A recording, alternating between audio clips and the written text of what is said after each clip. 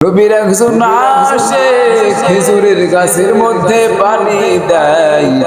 ওই আল্লাহর বান্দা বান্টি বুলটি ফেলাইয়া আসমানে দুহাত উঁচু করে বলে, হে মালিক,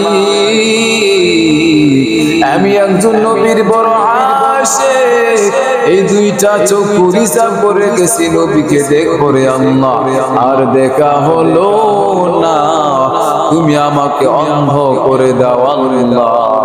এরে নবীর উম্মতের দল, কেমন নবীর আশিক হয়েছো,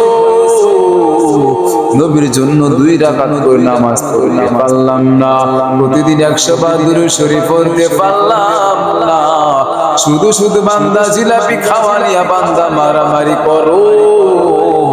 নবীর আশিক যদি হতে চাও, মদিনাওয়ালা নবীর আশিক যদি হতে চাও, ওই আল্লাহকে ভয় করে করে বান্দা গায়া যাও, প্রতিদিন বান্দা দুরূদ শরীফ পড়ো, আমলটাকে মজবুত করে যাও রে ভাই। ওই মালিকের সামনে কি জবাব দিবারে ভাই বলো? দুনিয়াতে বান্দা কেউ তো চিরস্থায়ী থাকার জন্য আসি নাই, আল্লাহ তাআলার সামনে বান্দা দাঁড়াইতে হবে। কি নিয়ে দাঁড়াবো মালিকের সামনে, দুনিয়ার মালিকের সামনে? যদি 100 বছর পর 20 বছর পর দেখা করতে যাই, মিষ্টি নিয়ে যাই, কিন্তু আল্লাহর দরবারে দেখা করব কি নিয়ে যাব? একবার কি বান্দা চিন্তা করছ?